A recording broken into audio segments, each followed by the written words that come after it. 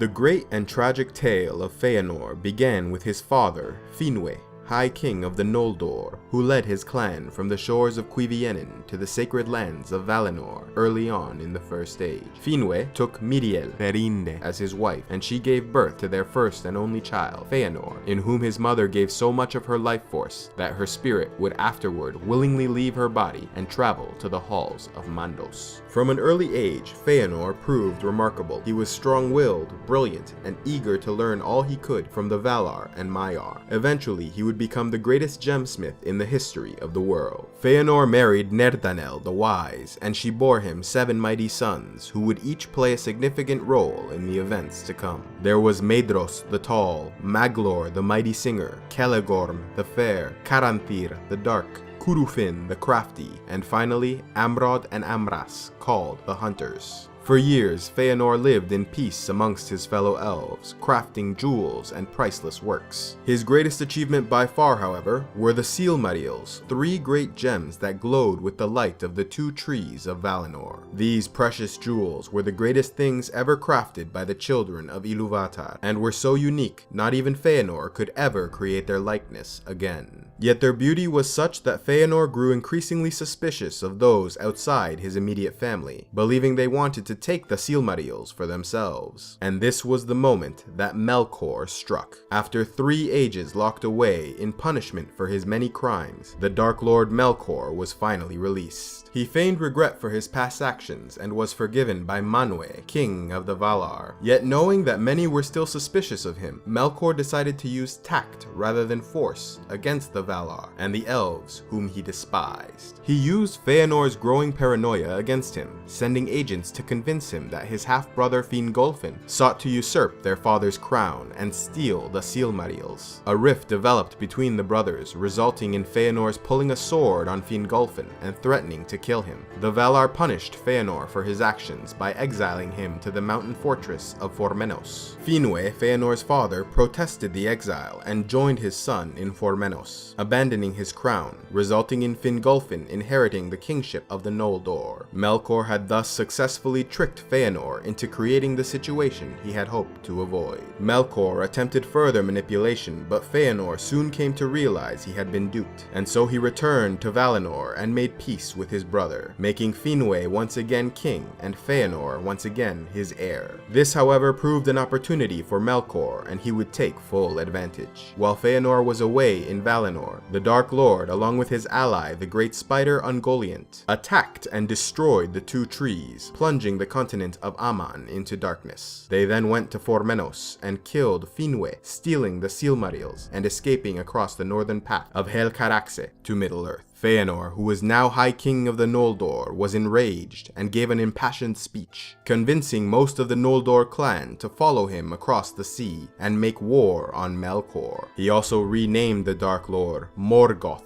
meaning the Black Enemy. Fëanor and his 7 sons then made the Oath of Fëanor, calling on Ilúvatar himself as witness, and swearing they would stop at nothing until the Silmarils were once again in their possession. The first test to this oath would come along the shores of Aman, where the Teleri clan refused to give up their swan ships to Fëanor and his people. Remembering their oath, the House of Fëanor and the Noldor who followed them attacked the Teleri, committing the first kinslaying, the first killing of elf against elf. They then stole the ships and traveled across the sea to Middle-earth. In his haste to leave, Fëanor left behind his brother Fingolfin and those who followed him, forcing them to take the Northern Passage, which would cost many of them their lives. Once arrived in Middle-earth, Fëanor and his sons waged endless war against Morgoth, beating back his dark forces and marching against his fortress of Angband. Yet for all his passion and strength, Fëanor could not defeat the armies of the Dark Lord, and he was slain fighting Balrogs within sight of the mighty fortress. His sons soon came and drove the enemy army back, and with his final breaths, Fëanor cursed Angband 3 times over before meeting his end. But even in death, Fëanor was special. His fiery spirit burned so mightily that his body burned away and was reduced to ash. After Feanor's death, his son Maedhros would take the kingship of the Noldor, but would eventually hand it over to Fingolfin when he arrived. The 7 sons of Feanor would never give up their quest for the Silmarils, and each would meet their tragic end chasing after their father's prize. Only 2 would ever fulfill their oaths, Maedhros and Maglor, but when they at last held the Silmarils, they had done so much evil and wickedness that no joy could be found.